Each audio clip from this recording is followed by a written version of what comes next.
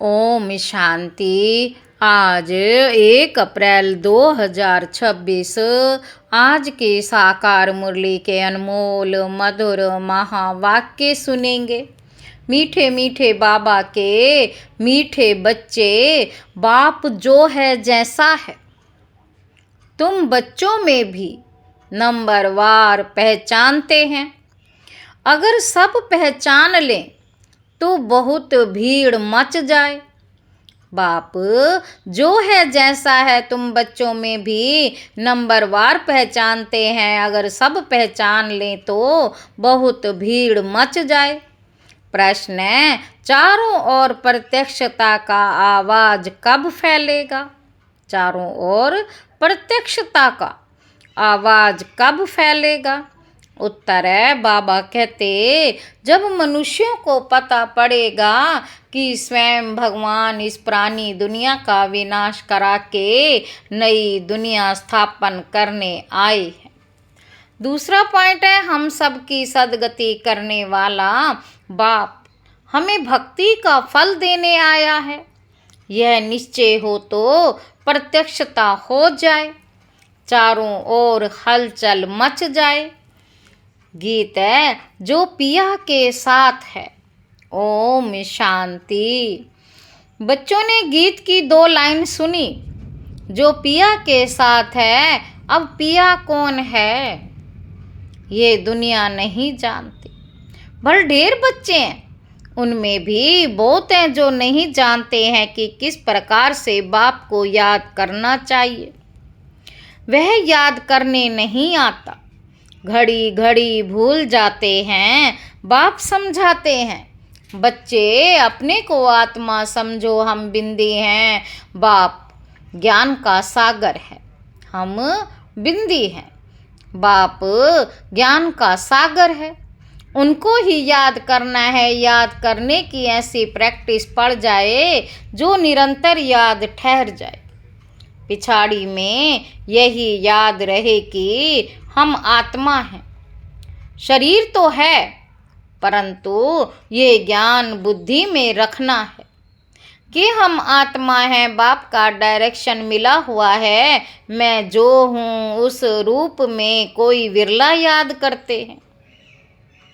मैं जो हूँ उस रूप में कोई विरला याद करते हैं। देह अभिमान में बच्चे बहुत आ जाते हैं।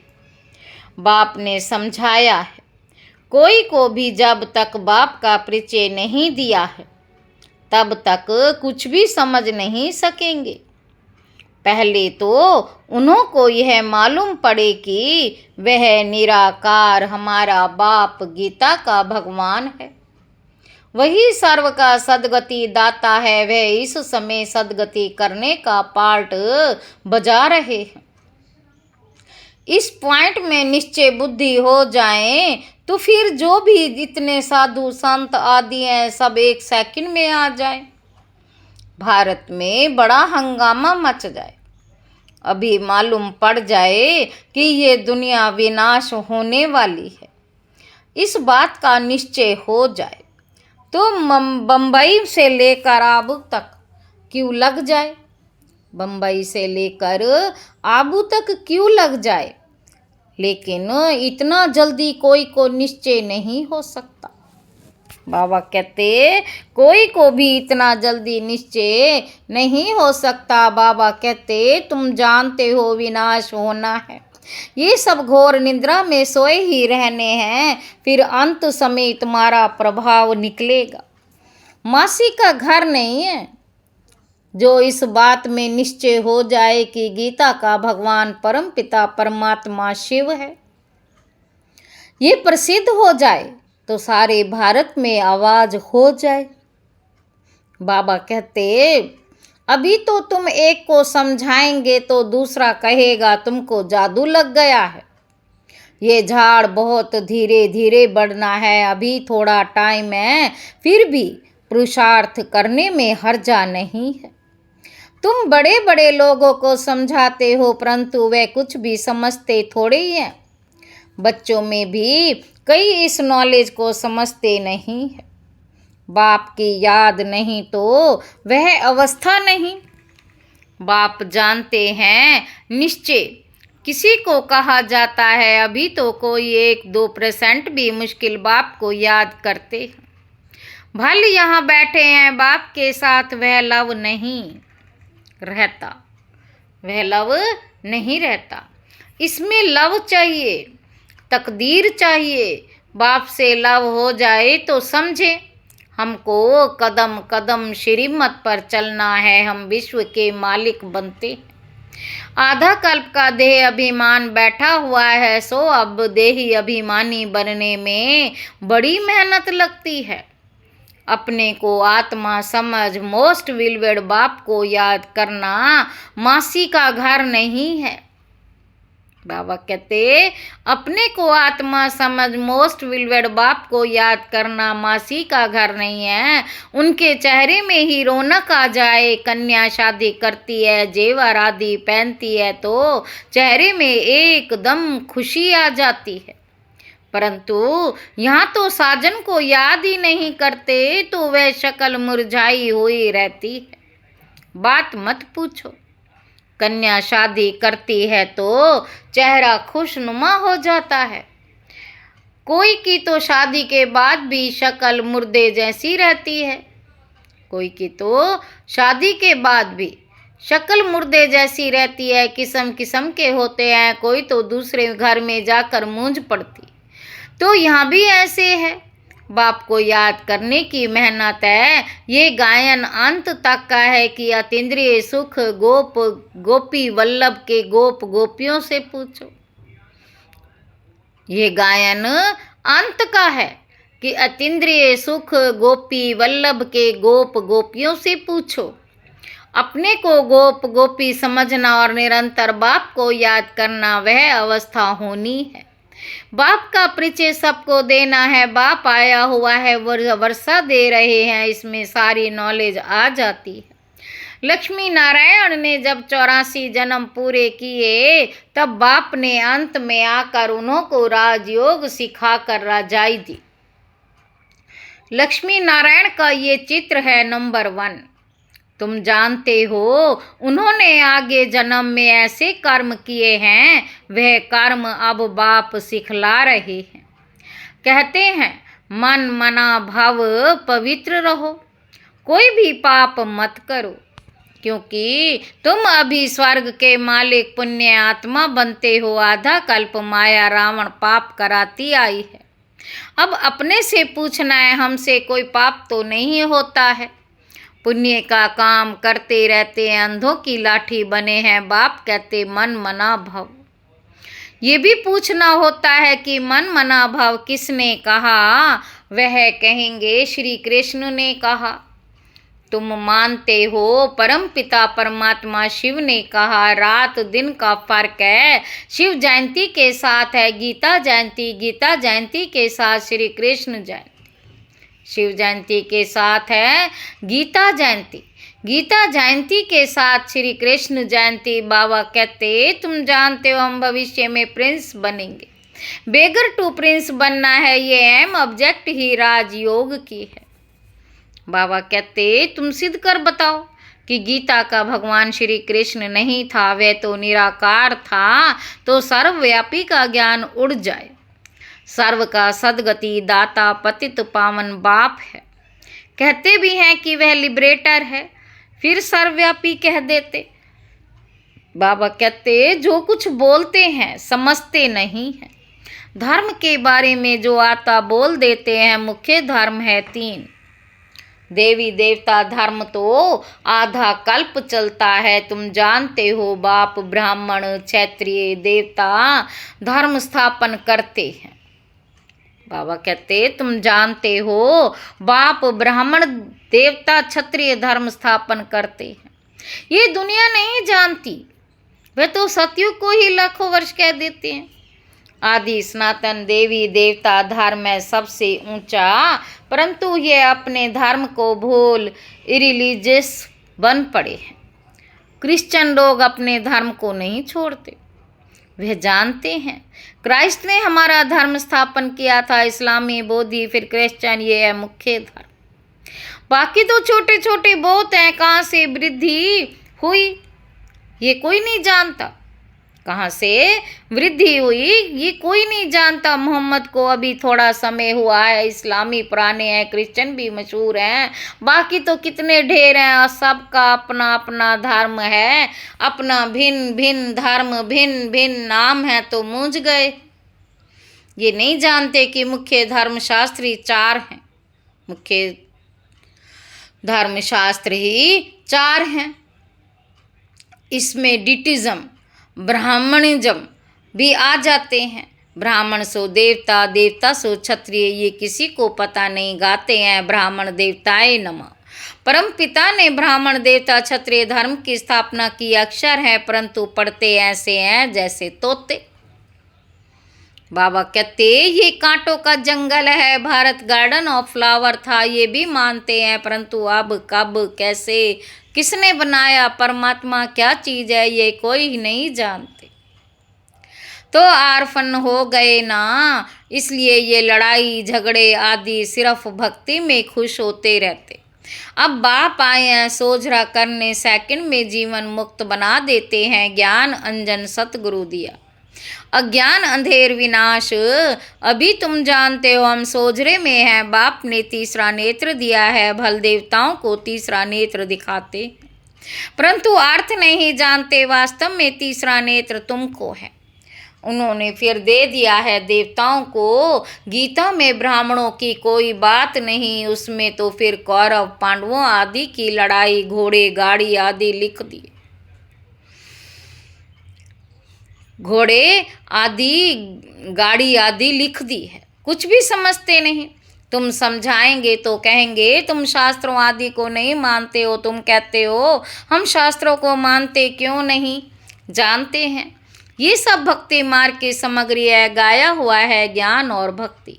जब रावण राज्य होता है तब भक्ति शुरू होती। भारतवासी वाम मार्ग में जाकर धर्म भ्रष्ट कर्म भ्रष्ट बन जाते, इसलिए अब हिंदू कहला दिया है, पतित बन गए हैं। पतित किसने बनाया, रावण ने।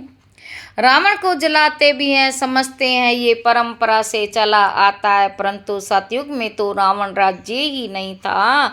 कुछ भी समझते नहीं, माया बिल्कुल ही पत्थर बुद्धि बना देती है, पत्थर से पारस बाप ही बनाते। जब आयरन एज में आए तब तो आकर गोल्डन एज स्थापन करे, बाप समझाते हैं, फिर भी बड़ा मुश्किल किसी की बुद्धि में बैठता है। बाबा कहते तुम कुमारियों की अब सगाई होती है, तुमको पटरानी बनाते हैं, तुमको भगाया, अर्थात तुम आत्माओं को कहते हैं तुम मेरे थे, फिर तुम मुझे भूल गए, तुम मेरे थे फिर तुम मुझे भूल गए हो। देही अभिमानी बन माया के बन गए हो, देह अभिमानी बन माया के बन गए हो। बाकी भगाने आदि की तो बात ही नहीं, मामे कम याद करो, याद की ही मेहनत है। बहुत देह अभिमान में आकर वे कर्म करते हैं, बाप जानते हैं ये आत्मा मुझे याद ही नहीं करती है। देह अभिमान में आकर बहुत पाप करते हैं तो पाप का घड़ा 100 गुना भर जाता है। औरों को रास्ता बताने के बदले खुद ही भूल जाते हैं और ही जास्ती दुर्गति को पा लेते हैं। बड़ी ऊंची मंजिल है, चढ़े तो चाखे वैकुंठ रस, चढ़े तो चाखे वैकुंठ रस, गिरे तो चकनाचूर। ये राजाई स्थापन हो रही है, इसमें फर्क देखो कितना पड़ जाता है। कोई तो पढ़कर आसमान में चढ़ जाते हैं, कोई पट में पड़ जाते हैं। बुद्धि डल होती है तो पढ़ नहीं सकते हैं।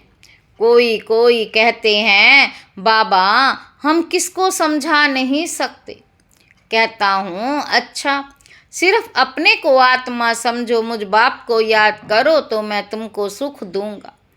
परंतु याद ही नहीं करते, याद करें तो औरों को याद दिलाते रहें, बाप को याद करें तो पाप नष्ट हो जाए। याद करें तो औरों को याद दिलाते रहें, बाप को याद करें तो पाप नष्ट हो जाएं। उनकी याद बिगड़ तुम सुख धाम में जा नहीं सकते हो।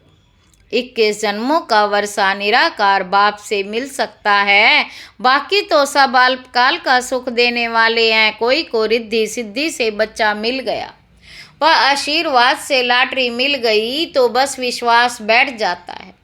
कोई को 2-4 करोड़ फायदा हो जाएगा, बस बहुत महिमा करेंगे, परंतु वह तो अल्पकाल के लिए है। 21 जन्मों के लिए हेल्थ वेल्थ तो मिल नहीं सकती ना। परंतु मनुष्य नहीं जानते, दोष भी नहीं दे सकते, अल्पकाल के सुख में ही खुश हो जाते हैं। बाप तुम बच्चों को राजयोग सिखलाकर स्वर्ग की बादशाही देते, कितना सहज है, कोई तो बिल्कुल समझा नहीं सकते। कोई समझते भी हैं, परंतु योग पूरा ना होने कारण कोई को तीर नहीं लगता। देह अभिमान में आने से कुछ ना कुछ पाप होते रहते। योग ही मुख्य है, तुम योग बल से विश्व के मालिक बनते हो।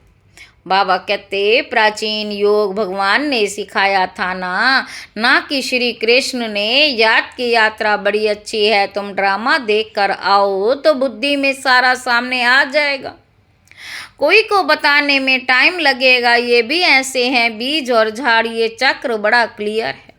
शांति धाम, सुख धाम, दुख धाम सेकंड का काम है ना, परंतु याद भी रहे ना। मुख्य बात है बाप का परिचय। बाप कहते मेरे को याद करने से तुम सब कुछ जान जाएंगे।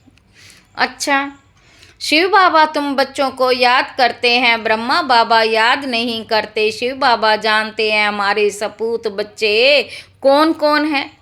सर्विसेबल सपूत बच्चों को तो याद करते हैं, ये थोड़े ही किसी को याद करेंगे। इनकी आत्मा को तो डायरेक्शन है, मामे कम याद करो। इनकी आत्मा को डायरेक्शन है, मामे कम याद करो। अच्छा, मीठे मीठे सिक्के लधे बच्चों प्रति माता पिता बाप दादा का याद प्यार और गुड मॉर्निंग। रूहानी बाप की रूहानी बच्चों को नमस्ते। हम रूहानी बच्चों की रूहानी बाप दादा को याद प्यार और गुड मॉर्निंग। नमस्ते बाबा, नमस्ते, शुक्रिया बाबा, शुक्रिया। धारणा के लिए मुख्य सार नंबर 1, तकदीरवान बनने के लिए एक बाप से सच्चा सच्चा लव रखना है। लव रखना माना कदम कदम एक ही श्रीमत पर चलते रहना। दूसरा पॉइंट है रोज पुण्य का काम अवश्य करना है। सबसे बड़ा पुण्य है सबको बाप का परिचय देना, बाप को याद करना और सबको बाप की याद दिलाना। वरदान है अपनी दृष्टि और वृत्ति के परिवर्तन द्वारा सृष्टि को बदलने वाले साक्षात्कार मूर्त भव। अपनी वृत्ति के परिवर्तन से दृष्टि को दिव्य बनाओ तो दृष्टि द्वारा अनेक आत्माएं अपने यथार्थ रूप, यथार्थ घर तथा यथार्थ राजधानी देखेंगी। ऐसा यथार्थ साक्षात्कार कराने के लिए वृत्ति में जरा भी देह अभिमान की चंचलता ना हो, तो वृत्ति के सुधार से दृष्टि दिव्य बनाओ, तब ये सृष्टि परिवर्तन होगी। देखने वाले अनुभव करेंगे कि ये नैन नहीं लेकिन ये एक जादू की डिब्बिया है। ये नैन साक्षात्कार के साधन बन जाएंगे। स्लोगन है सेवा के उमंग उत्साह के साथ बेहद की वैराग्य वृत्ति ही सफलता का आधार है। ये अव्यक्त इशारे महान बनने के लिए मधुरता, महान बनने के लिए मधुरता और नम्रता का गुण धारण करो। मधुरता के गुण को धारण करने वाला यहाँ भी महान बनता है और वहाँ भी मर्तबा पाता है। मधुरता वालों को सभी महान रूप से देखते हैं, तो ये मधुरता का विशेष गुण हर बच्चे में होना चाहिए। मधुरता की मधु जिनके साथ है उन्हें हर कार्य में सफलता ही सफलता है, उनके जीवन से असफलता मिट जाएगी। अच्छा, ओम शांति।